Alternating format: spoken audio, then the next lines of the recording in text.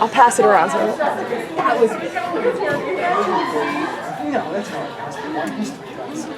Yeah, that sounds about right. Yeah. I hate people. I can tell. It's the quote of the day. I hate people. I know. This was our conversation earlier. I hate people. Jeffrey. J-Mart. We told him that we all call him J-Mart, and he was like, no, you don't. And we were like, wait, I just had a conversation about it. Yeah. Maybe not to his face. I have to say, we called him. Hey. In this class, because you wrote another one of our books. Galgrip in the back. Also Jeffrey goes, how much do you guys sell for the Coke and the waters and the candy? And I go, well, I think it's like $1 for the Coke and the water and 50 cents for chips, and I was gonna make the candy 25 cents. Make everything $1. Oh, okay. Make everything. So It's so much easier. So because then Jeffrey asked, he goes, well, how much was the leather? I go, we didn't buy the leather. He goes, I was like, I don't know. He goes, you bought it. And I go, no, that was $10. Yeah.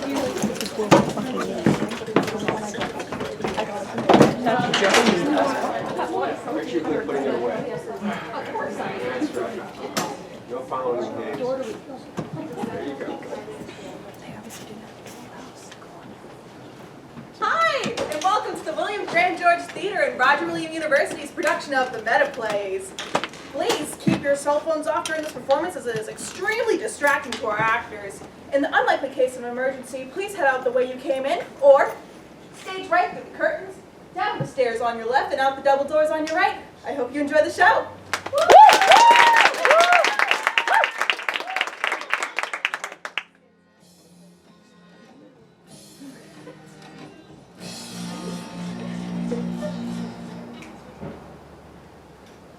Act 2, Scene 3. I enter from stage right, nervous, but in character. Place far stage left next to the table, and sit. I look up, seemingly forlorn, and begin my brief soliloquy that speaks of the turmoil and heartache inside of me that was all too obviously telegraphed in the previous scene. I direct it to the fourth wall as if speaking to anyone, and no one. And yet, some lady in the third or fourth row is wearing a blouse of a color so loud and garish, I find my peripheral vision is constantly being distracted by it. Thus diminishing the gravitas of what I'm trying to impart at the audience at large. I ignore as best as I can and concentrate on the words. Okay, I'm done. God, I hate her. She really threw me off. I think my expression at the end really got them, though. Despite having the distraction of Coco the Clown and Rose C or D or wherever the hell she is.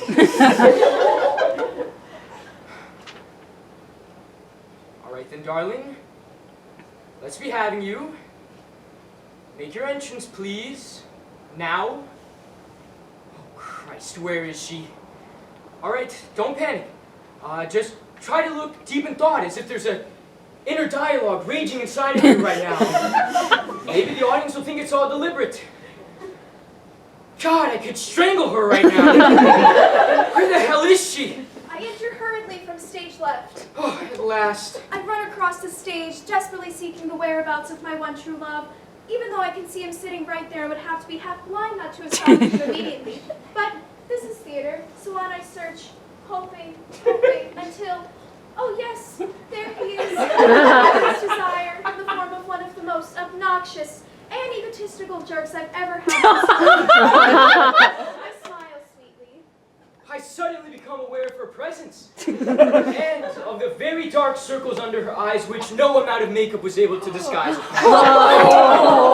Out in the town with the director again last night, I'm assuming. My, what a far cry from the delicate little flower she's trying to fob off at the audience right now. Drunken old slattern. I turn away, hurt. I drop to my knees and beseech him. If only he knew I had to rebuff him in the library in the previous scene. If only he knew of the deep, dark secret I've been forced to keep hidden from him. If he'd only look me in the eyes for just a second. I mean, come on, we're supposed to be doing this thing together. It's called acting. Acting as well as speaking, you know. I need something to work with here. Hello? Hello? I wonder if there's any agents in the audience tonight. I invited 6, but none of them answered. Useless bastards, I suppose you were all too busy. Yeah, too busy propping up some bar getting wasted after a hard day skimming cash off the back of their clients' hard work. Parasites, they should be sat out there doing their job, scouting for talent, witnessing art. Oh, look out. Her big speech is about to end. And not before time, too. She milks that thing like a Jersey cow. I look up at her with a mixture of pity and confusion and demand that she reveal her deep, dark secret to me so that I can feign shock and surprise for yet another evening. Oh, look, it does have eyes after all. Good evening and thank you for joining me. It's so nice to have company. So you want to know my terrible secret, do you? All right, I'll tell you. It's an almost uncontrollable desire to see you stripped naked and strung up by your balls from the light ring. A large prop of my choosing rammed up that vain, self-important, and utterly talentless asshole of yours. But since that's unlikely to transpire, and not actually in the text, I suppose I better stick to the scripted version. She covers her face in her hands, dreading his reaction to what she is about to disclose. Yes, cover it up, dear. It's hard staring into those dark puppy eyes for too long. I feel like I'm sharing a scene with a panda bear here. And if there are any agents in the audience tonight, I hope they're taking note because this is acting. Not only am I having to navigate this scene with Ling Ling here, but I mean, really. She had an abortion 2 years ago after a brief romp in the rhododendrons with a former gardener. I'm supposed to be shocked and appalled by this crap? It's hardly the stuff of Grand Guignol. Now, if she had been raped by her father and given birth to a horribly inbred monstrosity that she kept chained to a post behind the summer house, then we'd have a revelation. Then we'd have something to work with here. But no, it's just your plain vanilla average abortion saga, in response to which, and to great effect, using every skill at my disposal, I fix her with a steely gaze that betrays neither outrage nor compassion. I pause his eyes to see if my words have been met with pity or loathing. As it turns out, it's neither. It's that same vacant, idiotic expression he wears every time the director gives him a note. He tries to pretend he's understood, but in truth, just looks lobotomized. And his parents, with the benefit of hindsight, would probably agree with me now that that might have been the best option. I express lots of guilt, etc., and explain how my father forced me into it. An abortion? I'll tell you what an abortion is. This script. It's hard to believe it got a first production, let alone a revival. I should be doing Mammoth, or Pinter, or Shepherd, not this pot-boiling drivel. Oh Christ, he's forgotten his lines, and always at the same spot. If I had an agent, I wouldn't have to do crap like this. I get the roles I deserve. Meaty ones and juicy scripts. Not this crap. He's forgotten his lines again. God, I hate agents. God, you idiots. Useless bastards. Think, you idiot, think. Wait a second. Where are we? Oh shit, it's my line. Oh yeah! The very sudden, very clunky, not to mention plot-convenient change of heart, where I quickly forgive all and reaffirm my undying love. At last, I could slap you sometimes. I really could. As if anyone could ever love that. Besides another panda bear, I suppose. Amateur. Oh, and the director, of course, after he's had a few. Tears of joy fill my eyes as I cross stage left to the window and look out as if to symbolize the new life and new beginning that now lay ahead. Hackneyed and cheesy, yes, but that's what's in the script, so that's what I must do. I cross her and grab her by the throat. Just kidding. I tap her gently on the shoulder. My heart overflowing to face my dear true love, my dear, true, lobotomized-looking love. I get down on one knee and from my pocket, I produce a small box. My eyes light up. Could it be? Could it truly be? Empty? Oh, shit. Oh, no. You complete moron. I swear it was there earlier. I swear it was. I checked. I think. All right, don't panic, you idiot. Just mime it. Maybe it fell out. Maybe it's in my pocket. Perhaps I should check. Oh, no, it would be obvious and the audience would know for sure. Just mime it. What am I going to put on her finger? Mime it. I'll just mime it. He slips the engagement ring onto her finger, which she then lovingly admires, while deftly blocking it to you from the audience with her other hand. She proceeds to tell him how her heart is full of, well, actually, a death wish at this point. Whew, that was quick thinking. See, I don't panic in a crisis. That's the mark of a true professional. You're learning from the best here, Ling Ling. Which now brings us to the sadly inevitable, the moment in the play that tortures my mind and churns my stomach 8 times a week. the kiss. She turns her head to one side coquettishly. All right, Olivier. Eat your heart out. I hope you're watching wherever you are, because this, my friend, is the highest mountain an actor has ever had to climb. This is what separates the men from the boys, the hams from the hamlets.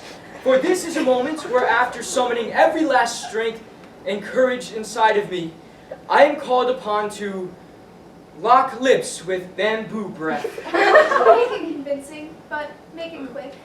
I am fearless. I am an actor. I can do anything, even this. He grabs the furry beast by his shoulders, making his intentions unmistakable. She appears coy and vulnerable, her lower lip quivering in anticipation of what she knows is to come. Her stomach, on the other hand, is gripped by nausea and revulsion, her head by a duty to the craft. All right, Ling Ling, here I come. There better not be any director residue left on those lips, from his mouth or otherwise. So she doggedly repeats her mantra. It's Jude Law. It's Jude Law. It's Jude Law. It's Jude Law. Done! He emerges unscathed, and yet another night's meager wages are earned in full. They should give medals to some actors, not awards. He stands before her with a look of pride, as well as he should after that feat. She strokes his cheek affectionately, while resisting the overwhelming urge to wipe her mouth with the back of her hand, and imagining the poor, innocent creatures that have had to endure that revolting experience in real life, assuming there's actually been any.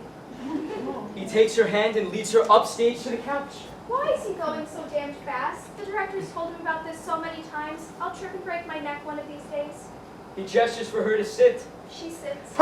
He sits and puts his arm around hers and begins with his cloying speech about their future together and how happy they'll be, and of all the children she'll bear him. Literally in this case, half man, half bear. She leans her head tenderly against his shoulder and contemplates the true meaning of paying one's dues, knowing that one day when she's a sought-after actress of fame and repute, all of this, every last frustrating, unctuous, degrading moment she's ever had to endure, will all have been worth it. He holds her close to him and waits impatiently for the lights to come down. Wait a second. Did I turn my lights off when I pulled in here tonight? Oh my God. No, I don't think I did. Shit. Hurry the hell up with those damn lights, will you? I've got to get out of here now. Come on. Thank God he gets murdered by my father in the next scene. Contentedly, as the lights fade out to black.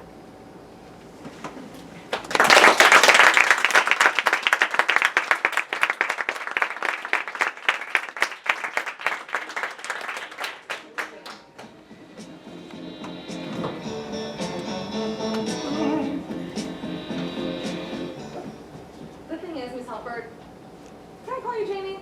I know it's Miss Halpert, but I feel like you know what I mean? Yeah. It just makes it more, I don't know, real. Sure.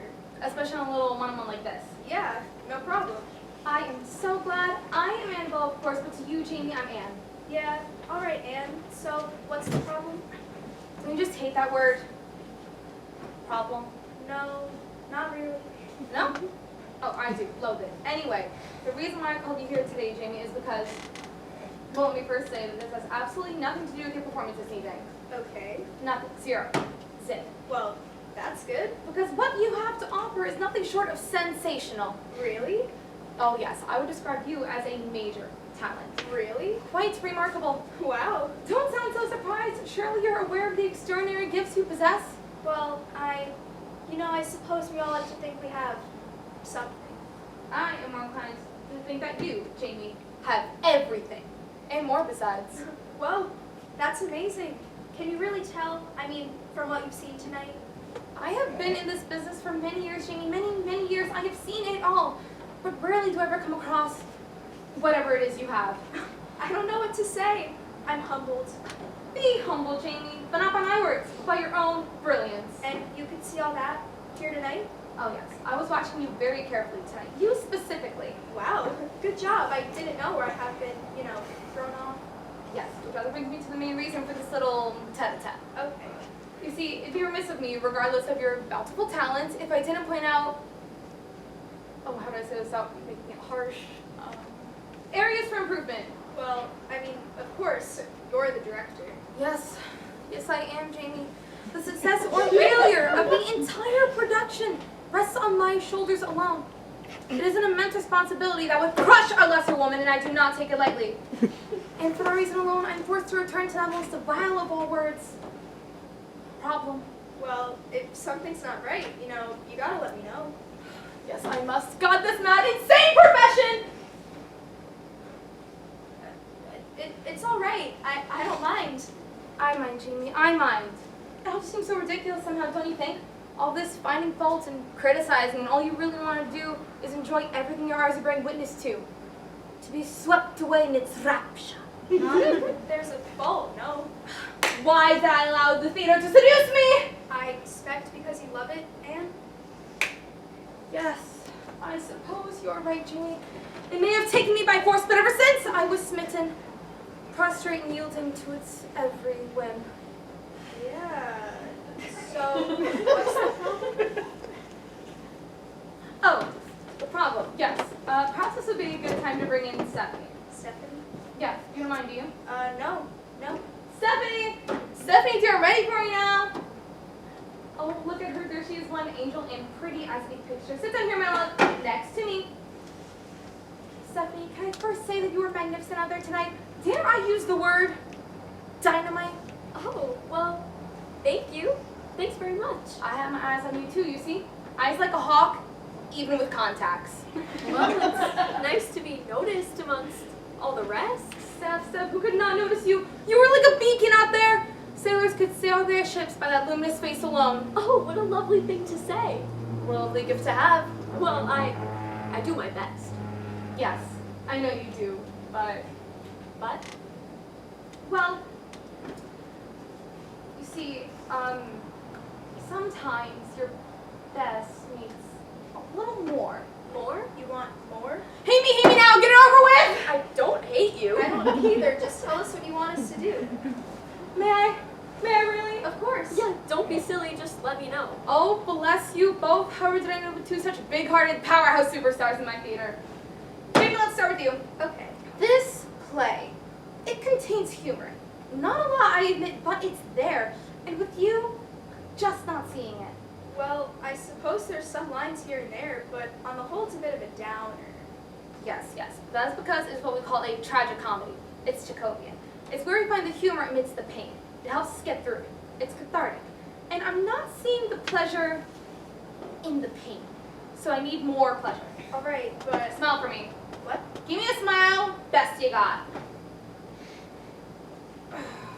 Well, it's not easy to smile when someone's just asked you to. You need a reason. I don't. I never have. But that's beside the point. You, Jamie, must think of something funny. What do kids laugh at these days? Amputees, poor people, midgets. Whatever it is, you must find the answer within yourself. Well, I don't know. You need to hear a joke to laugh, and there aren't any in this play. Not jokes, Jamie, but humor. Well, can you just think something's funny? Think it, but not show it? Oh no. I need to see a response to the material. I need to know, to see, that the meaning of the author's work is hitting its mark. That is my job. All right, well, I'll try harder to show it. Smile and laugh for it, if that's what you want. It is, Jamie, in the right places, and I thank you from the bottom of my showbiz loving heart. I'll do my best. You are a star. Stephanie! Yes? Stephanie! Look at you. Who could possibly find fault with you? Oh. Except me. You see, the problem here, Steph, and it's a big one, is that this play, despite its moments of levity, is in essence a work of soul-destroying tragedy. At its core, it's bleak, desolate, and utterly insoluble. It has an ugly heart of darkness that is at once an indictment of the human condition and a testament to it. That is what I want to show. That is what I want people to feel. Are you with me?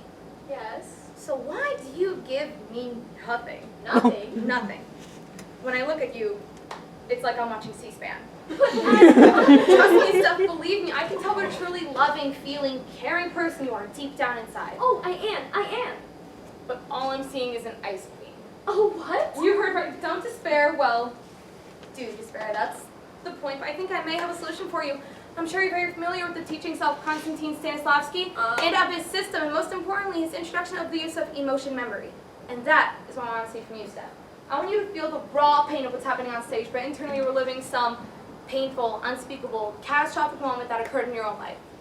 So what do you got? Well, I don't know that I want to. I mean, it's a bit personal, really, don't you think? Art is personal. There's nothing more personal. That concept being so coy and precious and tell me something truly horrible that you've lived through. We all have one. And I want horrid with a big H. I'm thinking. Dig deep, Stephanie. There has to be something. Something that tortured you to this very day. Something that shut your world down. Something that scarred you like nothing else. Love of your life who dumped you for your best friend. A beloved pet that passed away. A relative gassed in the Holocaust. Anything, something. You gotta give me something here. Well, Yes? I don't really tell many people this, but Yes, yes. when I was 7 years old, my mother committed suicide in front of me. Hanged herself. Yes! She didn't mean to in front of me. I mean, I just walked in at the wrong time, just as she was doing it. And there was nothing I could do. I didn't understand what was happening, what I was seeing. It was all weird. I was only 7. Of course you didn't. Of course you were. This is pure gold! Okay. Now imagine this. Imagine the last thoughts that were going through her head as she was dangling from that homemade noose. Seeing her precious little daughter below her, knowing she just emotionally crippled and scarred her for the rest of her life, and there was nothing, absolutely nothing she could do about it. It was too late. I know, I think of that. Such a haunted, tortured death. Yes, And knowing that her final, grotesque, selfish act would ripple painfully through the life of her innocent young child. yes. Yes, and that is what I want to see from you, Stephanie. That is emotion. Oh, I knew it was in there. They just need someone like me to bring it out. Okay, let's get on with the show. I don't deserve either of you girls. I really don't. Now you go back out there, you take your seats again, and you make me proud. You be the best audience you can be.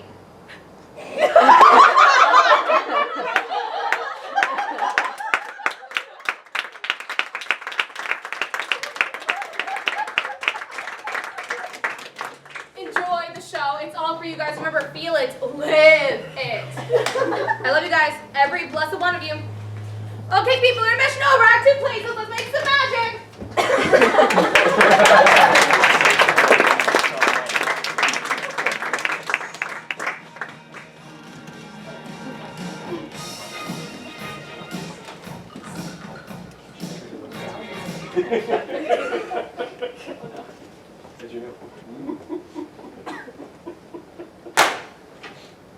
Well, the great author returns. So it would seem. I'd all but given up on you. I told you I'd be back as soon as I could. I thought you said you were going to the bathroom. I did. Oh. Problems? I don't think that's any of your concern or a particularly appropriate question to ask, but since you have, no. I didn't mean intestinal ones. I was referring to the creative variety. Oh. Well, the answer's still none. I simply became sidetracked by some other matters that required my attention. I see. Of course, in my day, we called it procrastinating. What do you mean in my day? You don't have a day. I just made you up. You're a character I created for my play. That's all. All right, scratch it. Forget anything. You didn't say it. Until I write it, you haven't said it. Oh, well, excuse me. I stand. Sit, chastened, and corrected. Good. After all, you're Mont Pen. Yes, I am, and don't you forget it. This is mightier than the sword, remember? Yes, well, whilst I appreciate the metaphor, personally, I know I'd rather be holding if I were challenged to a duel. Well, since I don't have the intention of including any duels, you don't have anything to be worried about, do you? No, I suppose not. But if I were wielding a sword against some poor gimp holding a ballpoint pen, I don't think I'd have been particularly worried to begin with. Look, can we just forget about the duels? There aren't going to be any. In fact, there will be no violence of any kind in this work. No. Not much of anything, really. Excuse me? Well, what have you got so far? You? Yes, of whom we know nothing. Not yet, because it's just the beginning. And where is it going? What?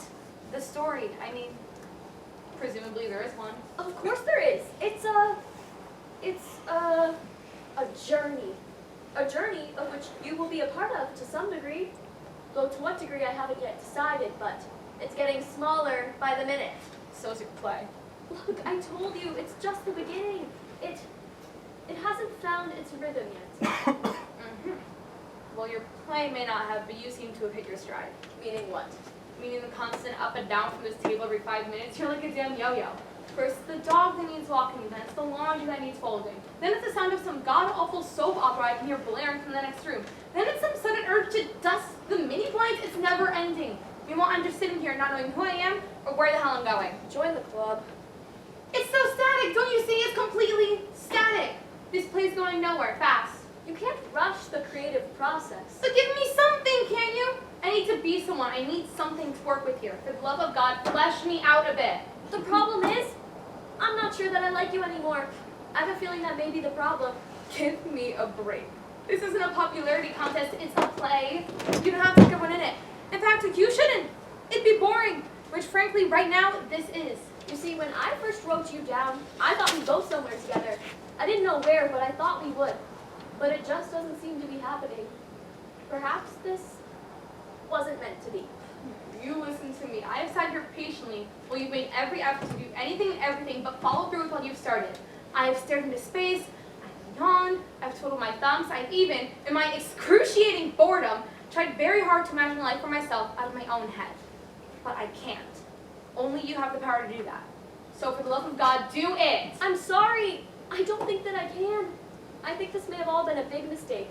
I think perhaps I should start again.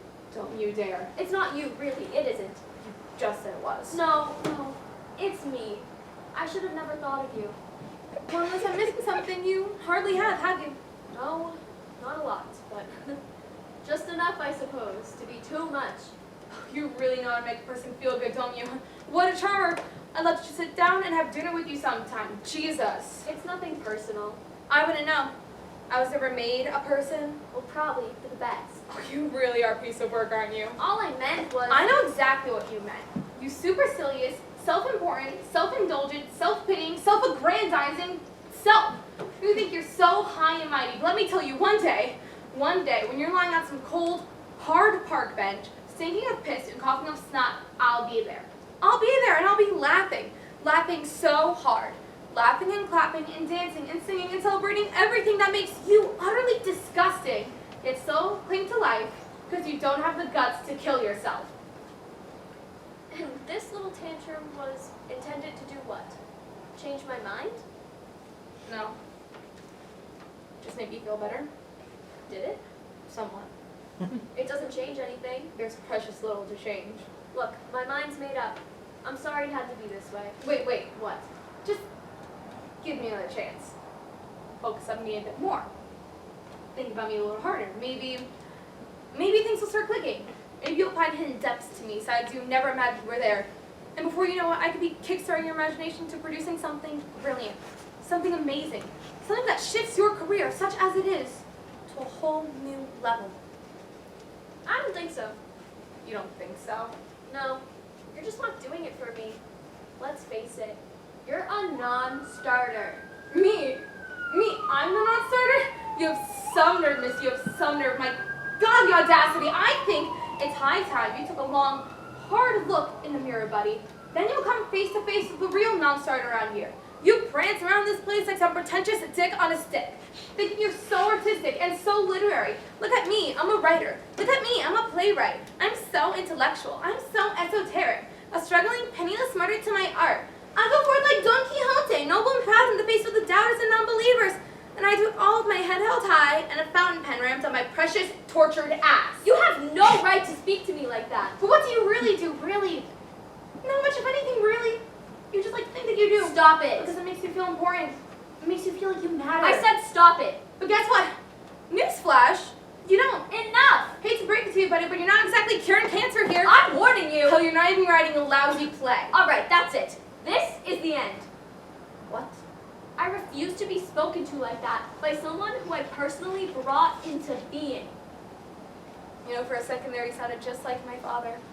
You don't have a father! You don't even have a backstory.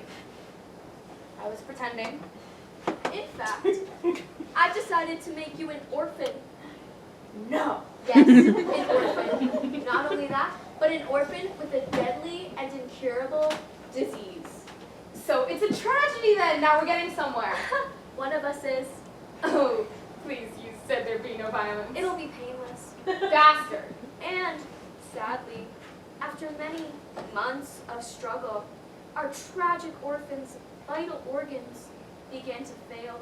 No, please. It all happened so suddenly, so unexpectedly. There was nothing anyone could do.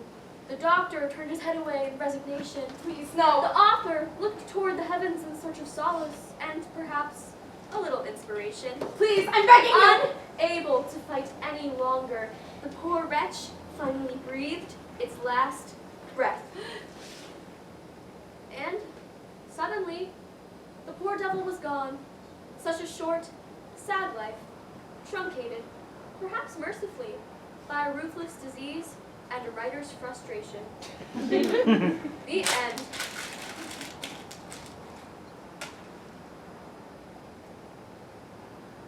Now what?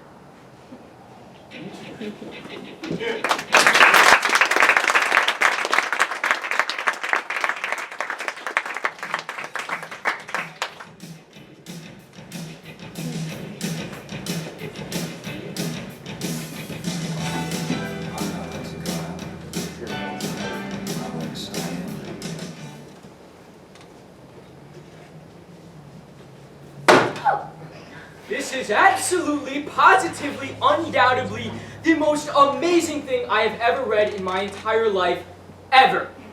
Yes? Well, do you think you could do it a bit more quietly, please?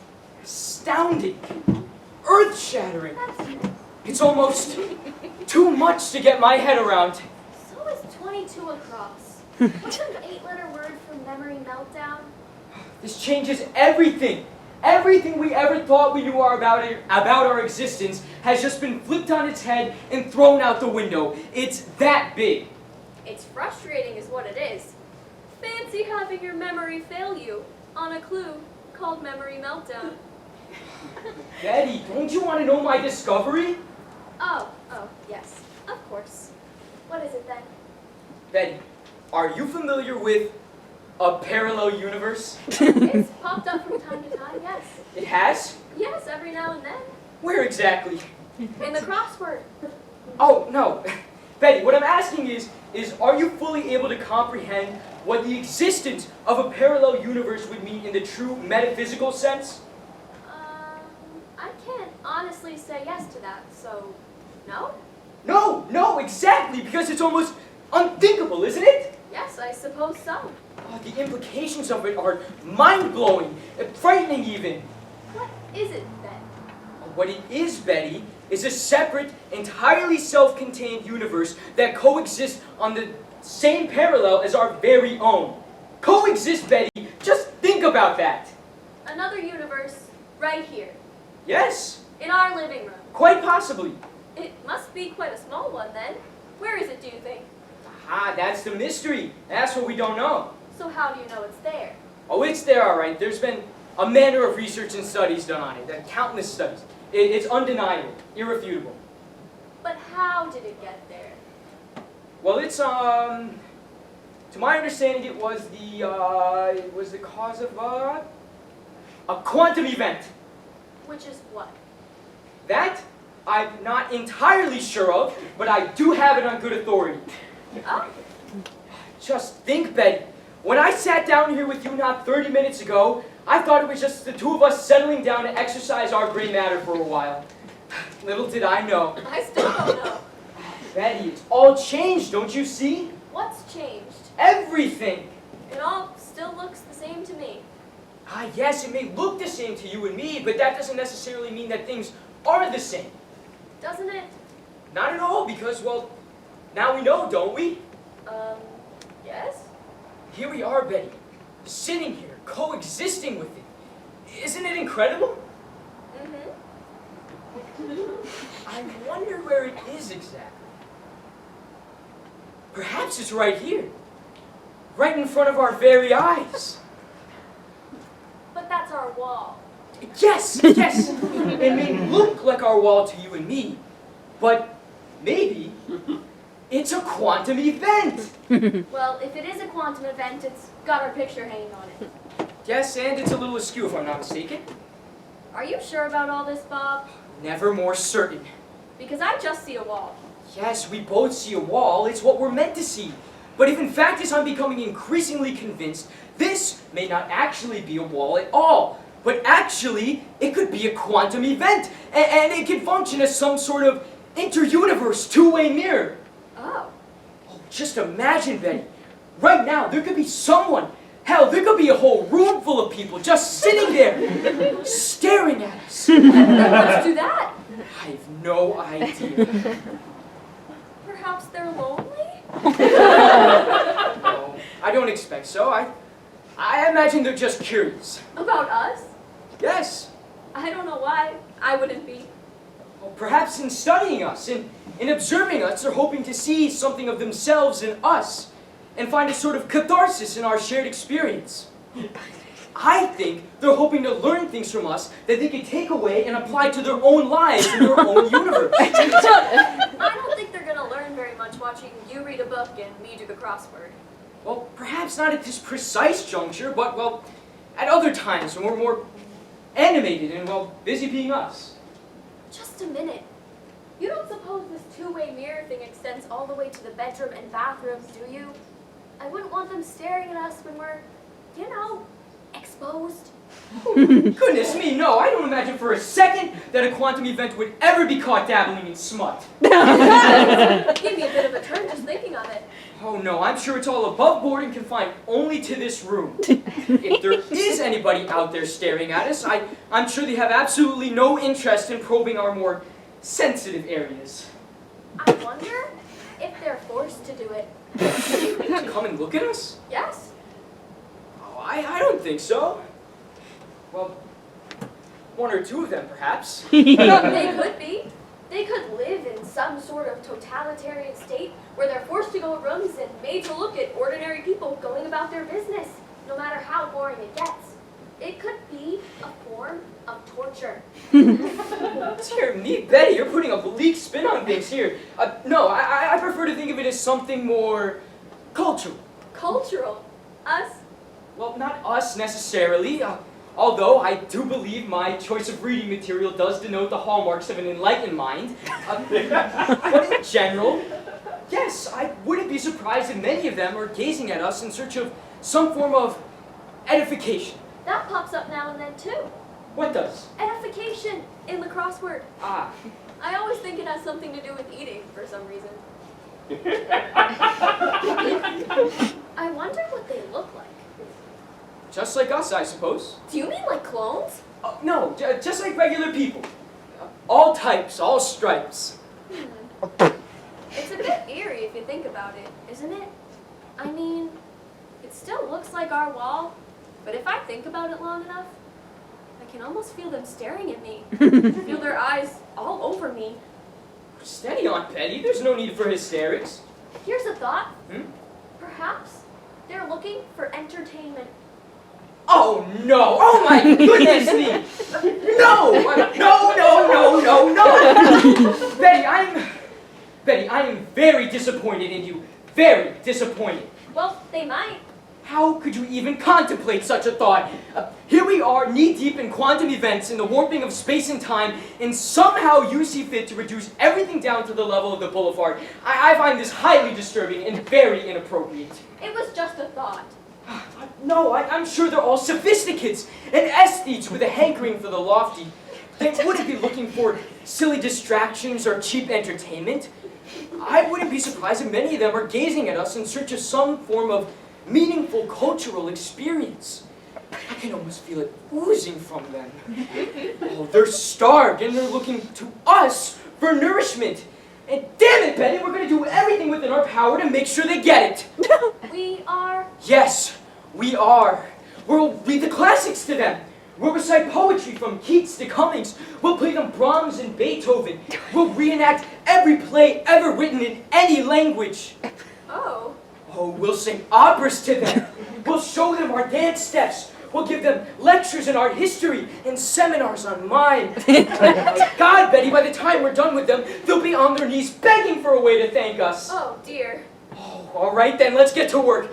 I say we start with some James Joyce. Now, where did I put my I put it on the... No, I wouldn't have put it there. Babe, perhaps I put it on the... Why on earth would I put it there? Maybe I put it on top of the... Why on earth would I put it there? Oh, my goodness, this is so terribly frustrating. Wait a second. What? Your crossword puzzle. Yes. 22 across, an 8-letter word for memory meltdown. Yes. Isn't it obvious? Is it? Blackout! Blackout.